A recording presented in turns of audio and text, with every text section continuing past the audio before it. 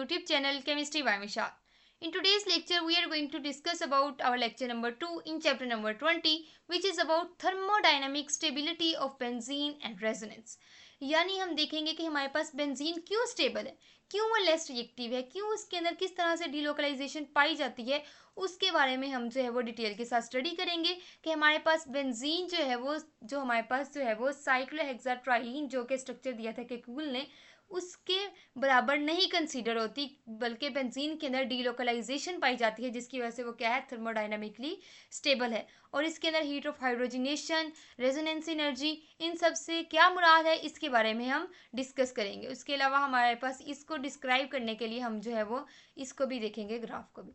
चलिए अब हम स्टार्ट करते हैं अपने लेक्चर को। ये लेक्चर बहुत ज़्यादा इंपॉर्टेंट है। क्यों इंपॉर्टेंट है? क्योंकि इसके अंदर हमारे पास जो है वो थर्मोडाइनमिक स्टेबिलिटी ऑफ बेंजीन के बारे में बताया गया है। तो ये जो है वो पॉसिबिलिटी है कि ये आपसे एज ए लॉन्ग क्वेश्चन भी पूछा जा सके। ठीक है, अब हम डिस्कस करते हैं कि हमारे पास बेंजीन के अंदर पाई बॉन्ड्स तो मौजूद हैं लाइक अल्कीन, लेकिन ये मच मोर स्टेबल होता है as compared to ordinary alkene, जो कि हमने पिछले लेक्चर के अंदर भी डिस्कस किया था।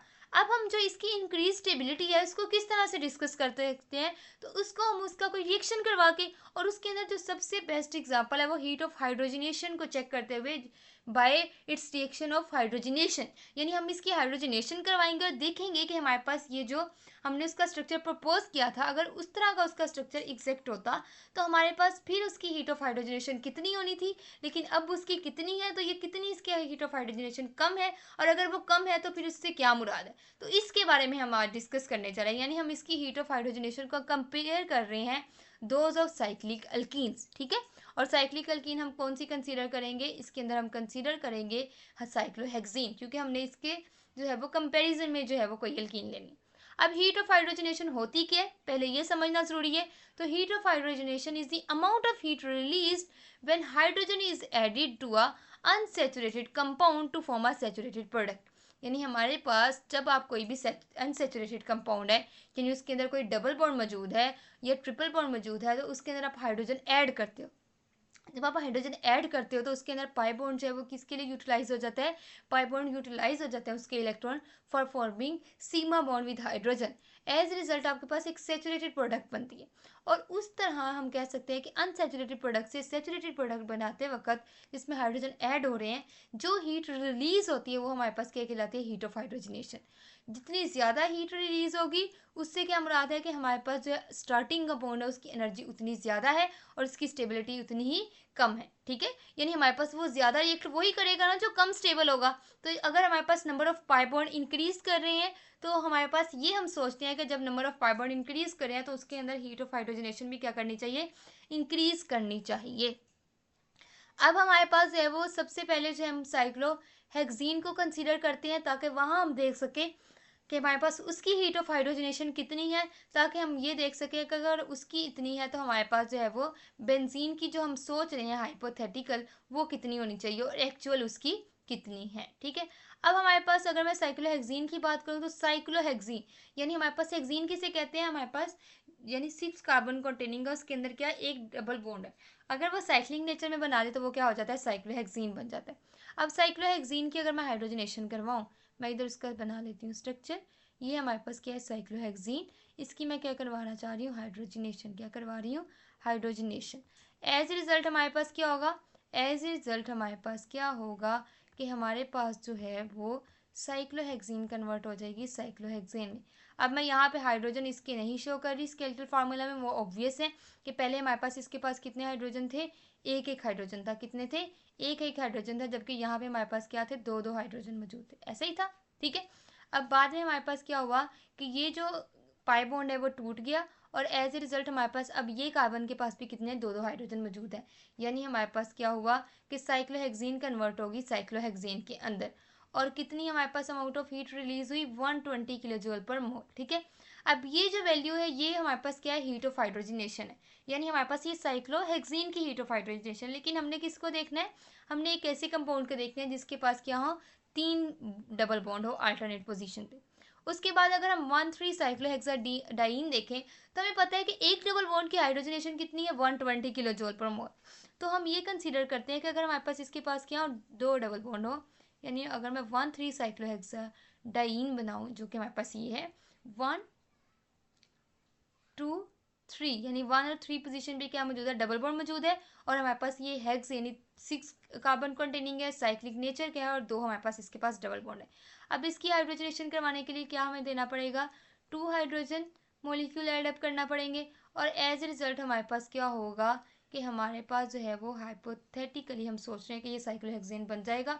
और हम ये सोच रहे हैं कि अगर एक डबल बॉन्ड को हाइड्रोजनेट करवाने के लिए 120 किलो जूल पर मोल चाहे जो है वो हमारे पास रिलीज होता है, तो 2 के लिए कितना होगा, 240 किलो जूल पर मोल जो है वो रिलीज होगी एनर्जी, जो कि हमारे पास क्या है, इसकी हीट ऑफ हाइड्रोजिनेशन है। यानी फर्स्ट के लिए हमारे पास कितनी हीट ऑफ हाइड्रोजिनेशन थी, 120, और हमारे पास 2 के लिए कितनी है, 240। अब हम जो हाइपोथेटिकल हमने कंपाउंड जो कि हमारे पास स्ट्रक्चर हमने दिया था, प्रपोज किया था बेंजीन रिंग का, जो कि क्या था, 135 साइक्लोहेक्सा ट्राइन, जिसको मैं यू बनाती हूँ, उसके डबल बॉन्ड में छोटे बनाती हूँ और इसके सिंगल बॉन्ड में बड़े बना देती हूँ। ठीक है, इसको जो है वो थोड़ा सा वो डिफरेंट सा बन गया इस तरह से। ठीक है, यहाँ पे डबल बॉन्ड है इसकी, ठीक है, और यह हमारे पास सिंगल बॉन्ड। अगर ये हमारे पास करेक्ट स्ट्रक्चर होता तो इसकी हीट ऑफ हाइड्रोजनेशन कितनी होनी चाहिए थी, डबल बॉन्ड के लिए कितनी है, 120 ज़रब 2, तो इसके लिए कितनी होनी चाहिए थी, 120 ज़रब 3, यानी हमारे पास 360 होनी चाहिए थी। इसको मैं इधर बना भी देती हूँ कि हमारे पास ये जो थी 135 साइक्लोहेक्साट्राइन,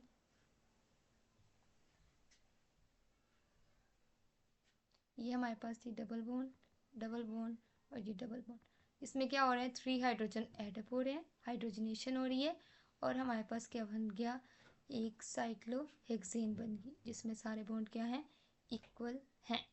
इसके दौरान हमारे पास कितनी हीट रिलीज होनी चाहिए थी, 360 किलो जूल पर मोल। लेकिन जब बेंजीन रिंग की हाइड्रोजनेशन करवाई गई तो पता चला कि हमारे पास 360 किलो जूल पर मोल तो नहीं आ रही, जबकि एक्चुअल हीट ऑफ हाइड्रोजनेशन कितनी है, 208 किलो जूल पर मोल। यानी ये पता चला कि हीट कम रिलीज हो रही है। और जब heat of hydrogenation come release हो रही है, यानी हमारे पास हीट ऑफ हाइड्रोजनेशन कम है, तो इससे क्या पता चला कि हमारे पास ये कम रिएक्टिव है। कम रिएक्टिव होना क्या मतलब हुआ कि ये मोर स्टेबल है। As result we can say कि हमारे पास जो heat of hydrogenation benzene ring की आ रही है, ये हमारे पास अगर इसका हम डिफरेंस देखें, एक्चुअल जो हमारे पास ये जो 208 है उसका डिफरेंस किसके साथ देखना है, जो हमारे पास हाइपोथेटिकल हम सोच रहे थे कि हमारे पास कितनी इसकी हीट रिलीज होगी, वो हमारे पास क्या बताएगी कि ये कितना ज़्यादा स्टेबल है। और ये जो हमारे पास एनर्जी होगी, जो जो एनर्जी डिफरेंस आएगा दोनों के अंदर, ये बताता है रेजोनेंस एनर्जी के बारे में। एक्चुअली हमारे पास क्या था, अगर हम जो है वो ये कंसीडर करें कि ये हमारे पास क्या है, ये हमारे पास क्या है, ये हमारे पास है एक साइक्लोहेक्सीन। इसको हमने जो है वो साइक्लोहेक्सेन के अंदर कन्वर्ट करना है। लेट्स सपोज कि ये जो इन्होंने एक्स एक्सिस पे शो किया, ये साइक्लोहेक्सेन है, यहाँ पे हमारे पास इसकी एनर्जी ये है। तो हमने जब साइक्लोहेक्सेन को साइक्लोहेक्सेन में कन्वर्ट करना है, तो हमारे पास क्या हो रहा है, 120 किलो जूल पर मोल एनर्जी जो है वो रिलीज हो रही। अगर हम देखें तो हमारे पास जो है जो थी साइक्लोहेक्स यहाँ पे डाइन, यानी 13 साइक्लोहेक्साडाइन, उसको हम अगर कंसीडर करें तो उसको जो है वो साइक्लोहेक्सेन में कन्वर्ट करने के लिए हमें कितनी एनर्जी रिक्वायर वो जो रिलीज होगी किस इससे, 240 किलो जूल पर मोल। और इसकी साथ साथ अगर हम देखें कि हमारे पास हाइपोथेटिकली जो हम साइक्लोहेक्साट्राइन कंसीडर कर रहे हैं, उससे हमारे पास साइक्लोहेक्सेन बनाते वक्त जो एनर्जी रिलीज होगी वो हमारे पास कितनी है, 360 किलो जूल पर मोल। लेकिन एक्चुअली जो बेंजीन रिंग है वो कितनी एनर्जी हमारे पास जो है उसमें हो रही है, उस बेंजीन रिंग के अंदर हमारे पास उसको जो है वो कन्वर्ट करने के लिए साइक्लोहेक्सेन में हमारे पास 208 किलो जूल पर मोल एनर्जी रिलीज हो रही है, यानी इसकी हीट ऑफ हाइड्रोजनेशन इतनी है। एज ए रिजल्ट हम कह सकते हैं कि जो डिफरेंस है, यानी किस किस के दरमियान, मैं इसको पहले नीट कर लेती हूँ। ये आपकी जो डायग्राम है ये थोड़ी इन्होंने जो है वो रफ सी कर दी हुई है, आप इसको जो है वो इसको बेहतर भी बना सकते हैं। इसकी जो मैं पिक्चर जो है आपको अटैच भी कर दूंगी पीडीएफ के अंदर, ठीक है।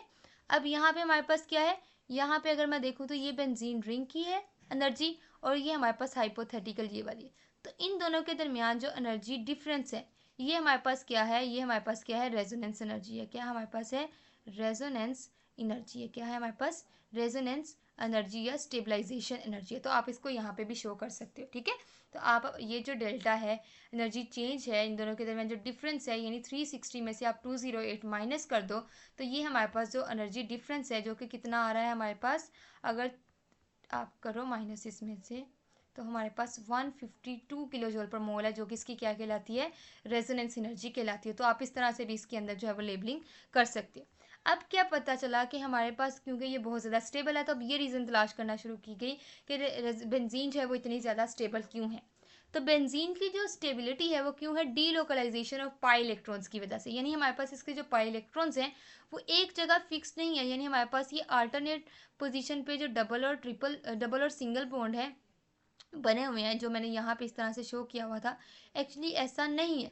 बल्कि हमारे पास क्या है कि हमारे पास ये जो पाई इलेक्ट्रॉन्स हैं, यानी हमारे पास अगर मैं हर कार्बन एटम को देखूं तो हर कार्बन एटम के पास हमारे पास एक अनहाइब्रिडाइज इलेक्ट्रॉन है जो कि पाई बॉन्ड की फॉर्मेशन में हेल्प करता है। क्या करता है, पाई बॉन्ड की फॉर्मेशन में हेल्प करता है। यानी हर एक के पास क्या है, एक एक इलेक्ट्रॉन है। मैं इसको किसी और कलर से शो कर देती हूँ, ठीक है। यानी इसके पास भी एक इलेक्ट्रॉन है, इसके पास भी एक इलेक्ट्रॉन है, इसके पास भी एक इलेक्ट्रॉन है, इसके पास भी एक इलेक्ट्रॉन है, इसके पास भी एक इलेक्ट्रॉन है, और इसके पास पहले हम ये कंसीडर करे थे इसने और इसने मिलकर एक पाई बॉन्ड बना लिया, इसने और इसने मिलकर पाई बॉन्ड बना लिया, और इसने पाई बॉन्ड बना लिया। तो उसके हिसाब से तो हमारे पास जो पाई बॉन्ड की लेंथ भी छोटी होनी चाहिए थी और हमारे पास इसको सिंपल अल्कीन के तरह रिएक्ट करना चाहिए था। लेकिन एक्चुअली हमारे पास क्या है कि ये जो 6 के 6 हमारे पास जो इलेक्ट्रॉन्स हैं ये क्या हुआ है, डीलोकलाइज हुए, एक जगह पे फिक्स नहीं है बल्कि ये हमारे पास अनफिक्स्ड है। और इन्होंने क्या किया है, एक पाई इलेक्ट्रॉनिक क्लाउड बनाया हुआ है above and below the ring.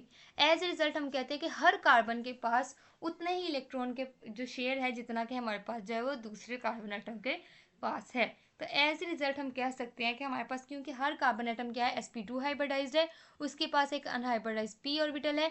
तो एज ए रिजल्ट जो p ऑर्बिटल है वो हमारे पास साइडवेज ओवरलैप के रिजल्ट में हमारे पास क्या करते हैं, कंटिन्यूस सिस्टम बनाते हैं ओवरलैपिंग ऑफ पाई ऑर्बिटल्स का, जिसकी वजह से हमारे पास डीलोकलाइज्ड हमारे पास क्या बन जाता है, एक हमारे पास बन जाता है अबव एंड बिलो। हमारे पास जो है डीलोकलाइजेशन की वजह से हमारे पास इलेक्ट्रॉनिक क्लाउड बन जाता है, जिससे ये पता चलता है कि हर कार्बन के पास जो है वो इलेक्ट्रॉन जा रहे हैं। यानी हमारे पास जो बेंजीन का स्ट्रक्चर है वो मैं कुछ यूँ बनाऊंगी कि हर जो कार्बन एटम के दरमियान जो इलेक्ट्रॉन्स है वो इक्वली शेयर हुए हैं।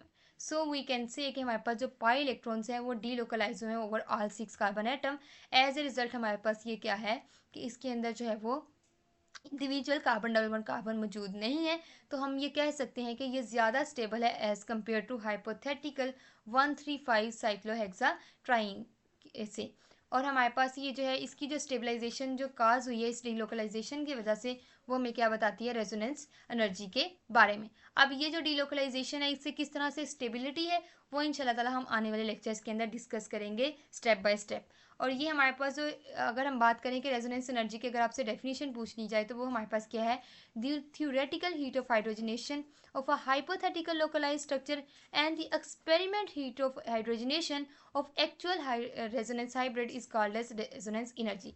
यानी हमारे पास जो एक्चुअल बेंजीन का स्ट्रक्चर था जो कि हमारे पास ये था, जो कि इसका रेजोनेंस हाइब्रिड था, उसकी हमारे पास क्या थी, रेजोनेंस हाइब्रिड क्या होता है, यानी ये भी इंशाल्लाह हम आगे जाकर डिस्कस करेंगे।